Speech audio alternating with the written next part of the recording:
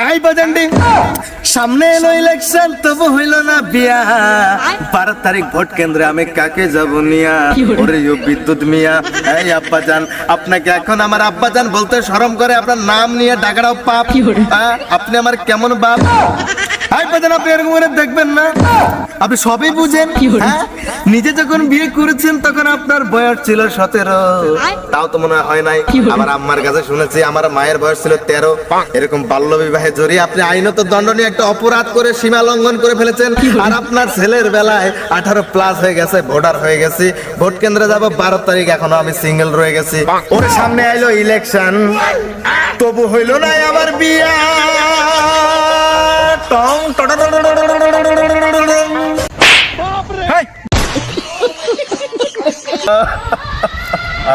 लेकिन ये साला कर क्या रहा है यहाँ पे?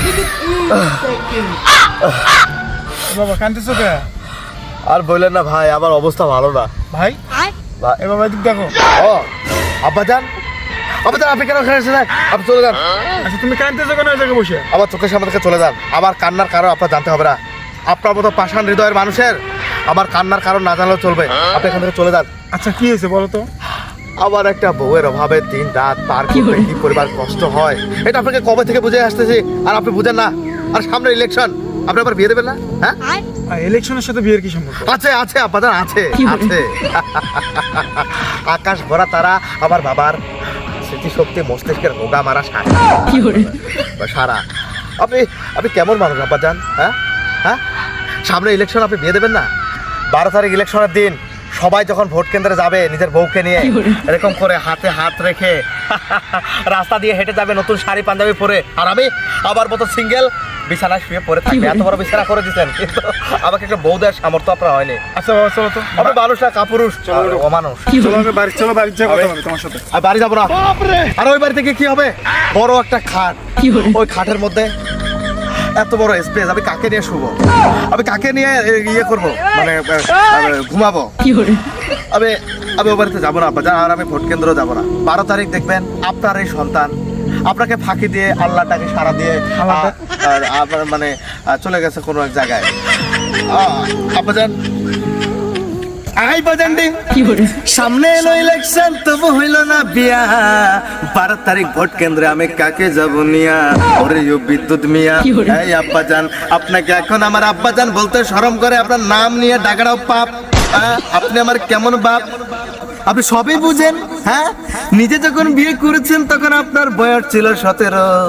তাও তো মনে হয় নাই আমার আম্মার কাছে শুনেছি আমার মায়ের বয়স ছিল 13 এরকম বাল্য বিবাহে জড়িয়ে আপনি আইনত দণ্ডনীয় একটা অপরাধ করে সীমা লঙ্ঘন করে ফেলেছেন আর আপনার ছেলের বেলায় 18 প্লাস হয়ে গেছে ভোটার হয়ে গেছি ভোট কেন্দ্রে যাব 12 তারিখ এখনো আমি সিঙ্গেল রয়ে গেছি বাবা নির্বাচনের পরে তোমাকে বিয়ে করাবো। নির্বাচনের পর বিয়ে করে কি হবে রে আব্বা আমার তো এখন ভ্যালু নাই আমার যদি একটা বউ থাকতো রাত দিন প্রার্থীরা আমাদের বাসায় আসতো খোঁজ খবর নিত একটা ভোট বেশি থাকার জন্য আর এখন তো নেয় না আমার সাথে কেউ কথা বলে না কয় আমার একটা ভোট নাকি তাদের হলেও চলবে না হলেও চলবে কিন্তু বউটার ভোট যদি থাকতো ওই বউরে দেখার জন্য হলেও না মানে বউয়ের ভোটটার জন্য হলেও বাসায় প্রার্থীরা দিন রাত আসতো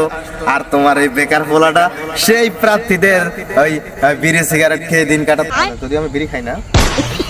তুমি খাও না আব্বাজান আসলে আব্বাজান আমি নষ্ট হয়ে গেছি আরে আব্বাজান কেন খাবো না এরকম একটা সিঙ্গেল ছেলের এত সময় পার হওয়ার পরেও এত বয়স হওয়ার পরেও একটা বিয়ে দেননি আপনি সেই ডিপ্রেশন থেকে হলেও তো দিনে 1 প্যাকেট বিড়ি আমার লাগেই 1 প্যাকেট বিড়ি লাগে মানে 1 প্যাকেট বিড়ি লাগে প্রতিদিন তুমি রোজগার করো প্রতিদিন কত টাকা যার কামাই নাই তার সাথে আল্লাহ আছে আল্লাহ ম্যানেজ করে দেয় রোজের রোজগারের ব্যবস্থা আল্লাহ করে দেয় এটা তো আপনি বুঝবেন না এটা যদি আপনি বুঝতেন তাহলে আমাকে বেকার বলে খড়া দিতেন না বলেন কর্মের কথা বলতেন না তুমি বিড়ি খাওয়া তোমার বিড়ি খাওয়ার ব্যবস্থা করে দিবে আল্লাহ না তো বাজান আল্লাহ তো ব্যবস্থা করে দেয় আপনার পকেট থেকে প্রতিদিন আমার পকেট থেকে এই জন্য থেকে প্রতিদিন সকালবেলা আমার পকেট খালি দেখেন আপাতত ভোট চাইতে আসছে লোকজন